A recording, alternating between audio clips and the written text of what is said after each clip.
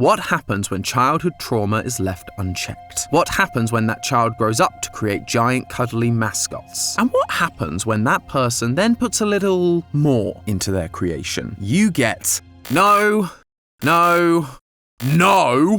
Ah, yes, Joyville. But while all of that might sound cliche, the truth hiding within these colourful walls is not what you'd think.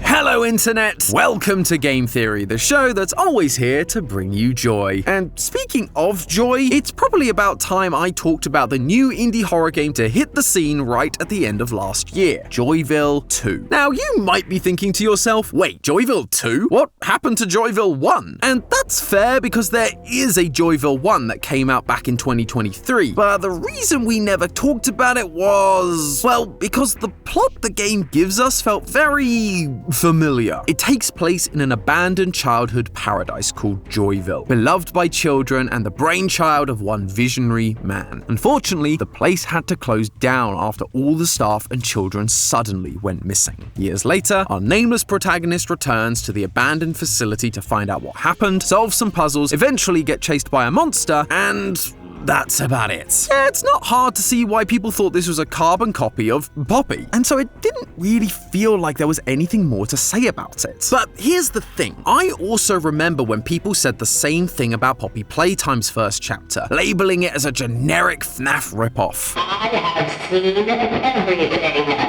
Yes, FNAF, we hear you. You're very special. You did it first. But fast forward to today, and Poppy has set itself apart as its own indie horror giant. So I wanted to give Joyville 2 the same chance and see if it would be able to throw off the shackles of its Poppy clone origins. And boy, did it deliver. This is no longer a walking simulator, friends. We've got time travel mechanics, a variety of different minigames, and even a pink cat monster that flips us off. I guess that's one way to set yourself apart. Huggy would never degrade himself to such vulgarity. But while cool game elements are fine and dandy, you know me, I'm here for one thing and one thing only, the lore. And Joyville 2 has certainly grown up in that department as well. Hidden around every corner of this abandoned kindergarten are little details that everyone missed at first glance. And when all put together, we uncover a tragic story of how one man's inability to face his own personal demons turned his once beloved dream into a nightmare for everyone. Hold on to your magic teddy bears real tight, loyal theorists, as we find out how all the joy was sucked out of the halls of Joyville. Joyville 2 picks up right where the first one ends, right after the final chase scene with totally not yellow Huggy, Woolly Bully. Except now, we actually got some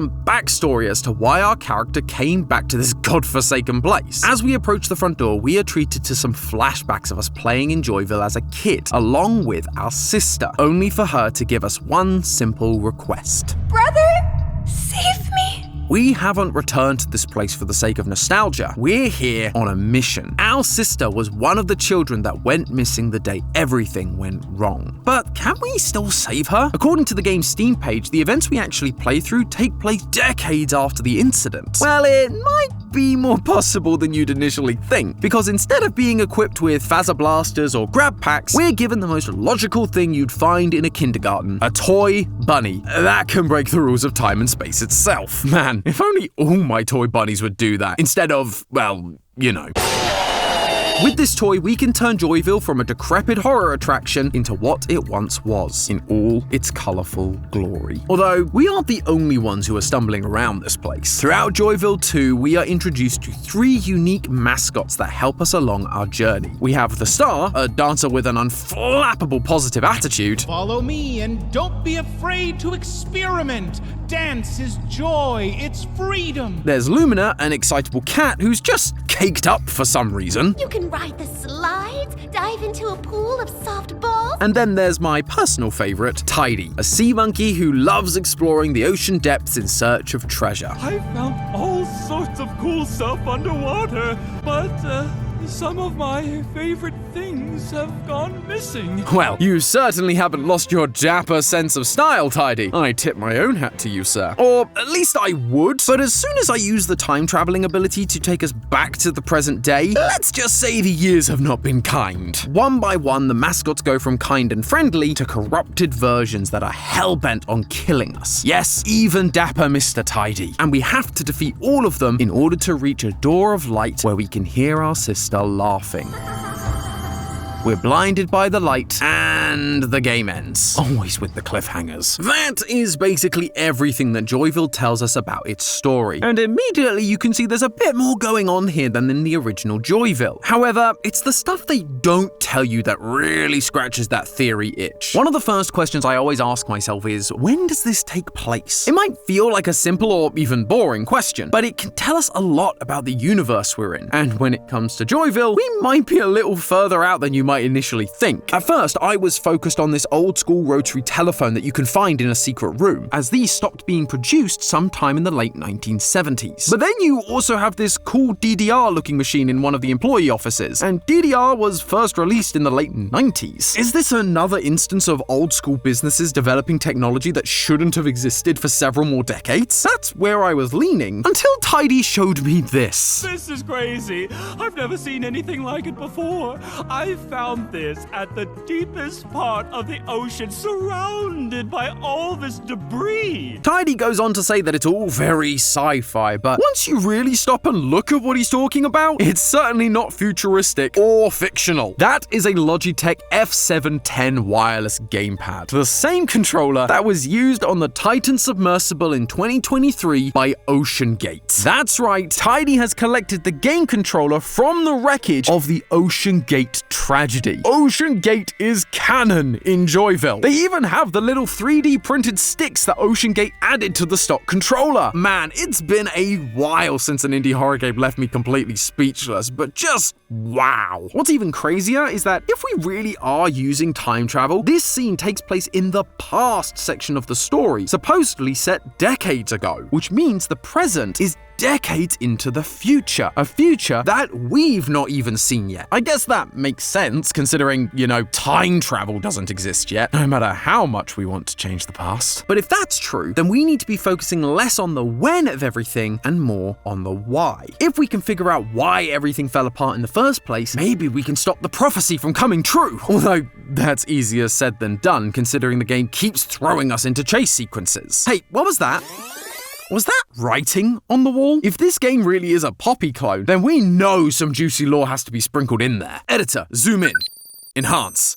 Enhance. Enhance! Are you worried about your privacy? Not really. I'm locked away in a tiny room under a bunk bed. It's pretty private. What about your internet privacy? I mean, yeah, I guess. It is a little concerning how much I'm Googling things about missing or dead kids. I would hate for someone to find out, like the government. Or worse yet, my internet service provider. Please, creepy wall writing. What do I do? I should use today's sponsor, NordVPN? Perfect! You see, NordVPN is able to reroute your internet to go through their servers, giving you way more privacy online, which means no one has to know what weird theories you're cooking up next. But that is just the beginning of what they offer. I don't know if you guys saw my recent Instagram post, at Dapper Mr. Tom, by the way. I'm currently in the process of moving from the UK to the US to be closer to Team Theorist, which is super exciting, but I just know I'm gonna feel homesick every now and then. Well, thanks to NordVPN, I can trick my internet connection into believing I'm back in the UK, allowing me to fire up British Netflix stateside and feel the warm embrace of British sarcasm once again. It may not be quite as cool as time traveling to before I left the country, but it's pretty darn close. And with thousands of servers around the world to choose from, unlike in Joyville, you'll never hit a dead end. So, if you want to start the new year off right, free of region locks and privacy worries, you can use my link nordvpn.com/game theory, or you can click the link in the description to download NordVPN today. Plus, not only do you get an insane discount on a 2-year plan, you also get 4 free months on top of that. And if somehow you're still unsure if NordVPN is right for you, they've got a 30-day money-back guarantee. So that's a massive discount off a 2-year plan and 4 months for free with none of the risks. That's a deal even Santi can understand. But you can only get it by going to nordvpn.com/game theory or by using the link in the description. Thanks to NordVPN NordVPN for sponsoring this episode, and thank you Wall Writing for telling us about it. Now, what other secrets are you hiding? I kinda went in expecting these to be your classic lore drops like the Hour of Joy, or even more generic warnings like turn back now. However, what we got instead is just, well, it's just sort of mean. You're a joke to everyone. They'll never accept you. You're so gullible. Weakness is your only trait. Those are very antagonistic and very targeted lines. And in Lumina's section, we seem to find out who they're targeted at. Do you miss me, brother? Brother? The only brother we know is, well, us. Are these being written by our sister? These lines are placed right in our face in the most intense part of the game. It would make sense for them to be aimed at us. Although you're not exactly giving me much incentive to save you. But maybe much like how time has slowly corrupted the once happy-go-lucky mascots, whatever evil befell this place has slowly corrupted our sister as well. The trouble is,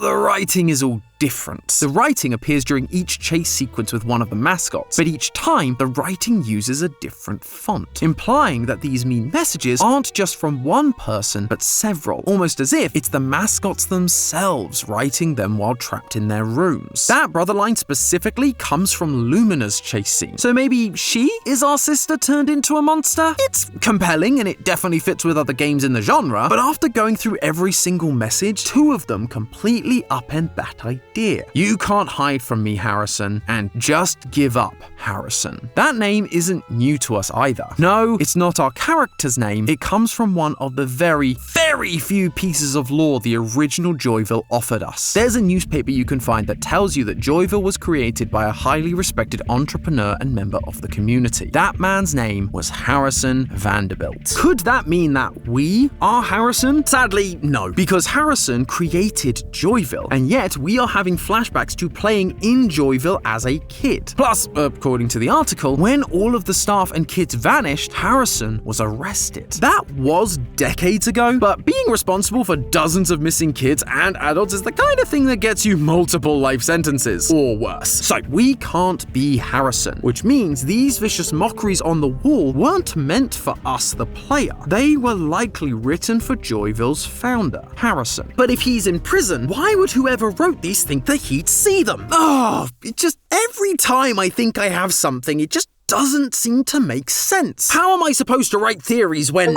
Not now, Steam, I'm busy. What? Oh, an update for Joyville 2? Okay, sure. Wonder what's so important it needs to happen now a few days after release. Patch 1.0.3, new content. Added 7 interactive radios to uncover more about the universe's lore. What? This is exactly what we need! Oh, Steve, I could kiss you! I won't. I learned that lesson from Monica. So, what do these radios have to say? We invite you to delve into the story of Harrison Vanderbilt, the creator of Joyville, a man whose dream turned into a tragedy for many. Oh, buddy! This sounds like it's about to be the setup for a classic villain origin story. But the more you listen, the more tragic Harrison becomes. Harrison's life began like many others, with people in his childhood whose actions left deep marks. Not all of these marks were born of love.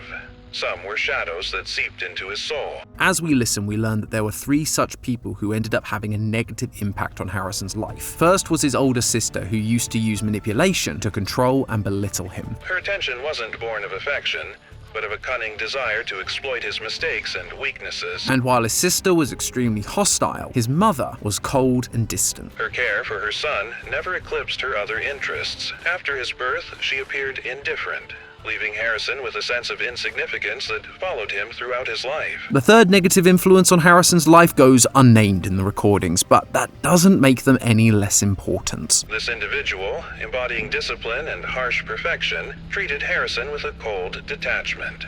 To him, Harrison was an object, something disposable. Perhaps this was some sort of teacher or coach or mentor that was particularly harsh on Harrison for even the smallest mistakes. And with horrible people like that in Harrison's life at a young age, you'd probably understand if he grew up to become a bitter, broken man incapable of love. But that clearly wasn't the case. According to these recordings, it was because of his rough childhood that he wanted to create Joyville in the first place. Years later, Harrison's desire to create Joyville was driven by a yearning to provide children with what he lacked in his own youth. He envisioned a place where children could feel safe, where friendship and joy thrived. The fact that Harrison was able to take that awful hand he was dealt with as a child and turn it into something that created so much joy so that no kid would ever feel the same way he did is frankly amazing. But of course, we know this story doesn't have a happy ending. But creating such a world required more than imagination. It required Harrison to breathe life into his creations, unknowingly infusing them with parts of himself, parts he didn't fully understand or perhaps feared. Uh-oh, I've played enough indie horror games to know where this is going. The mascots of Joyville became more than just companions for children. They absorbed aspects of Harrison's memories, his emotions, his past. They carried within them fragments of Harrison's shadows, subtle habits, gestures, and glances, echoes of his own painful memories, manifested in the mascots. The mascots quite literally became the evil people he thought he left behind in his childhood. We have a sister who is incredibly mean and manipulative, just like we see in the evil version of Lumina. Then there's Harrison's mother, who is always obsessed with her own interests at the detriment of her son, just like Tidy's one-tracked love of the sea and going on adventures. And then there's the Star, whose evil version was an overly critical perfectionist, just like the mysterious mentor who hurt Harrison. Those messages we find during the mascot chase sequences, like "you're a joke to everyone" and "weakness is your only trait," aren't just random insults. They are the sorts of things these people, these monsters, said to Harrison as a child. And now they're repeating them because while Harrison may be in jail, there's a part of him that remains inside Joyville. And I don't mean these three mascots. At the very end of Chapter 2, after you've defeated Lumina and all the other mascots, there's a room that leads to the final door that takes you to the credits. Most people just walk right through, but if you stop and look at the wall, you'll find one last wall scribbling, written in a completely different font than we've seen from the mascots. It says, "Hello, future me." Now, in a game with time travel mechanics, this made me reconsider the idea that we may be playing as Harrison. But then I noticed everything that was happening in the room leading up to this point, and admittedly, it feels really out of place. After the climactic final boss fight with Lumina, and after walking through a bunch of testing rooms where all the characters were created and studied, we have this very easy puzzle. All you do is mix some colorful liquids together based on a clearly visible recipe. But what caught my attention wasn't the puzzle, it was the colors of the goo we were mixing. We mix goo that is pink, purple, and green, the same three colors as the three main antagonists from this chapter. And for some reason, when you mix pink, purple, and green together, you get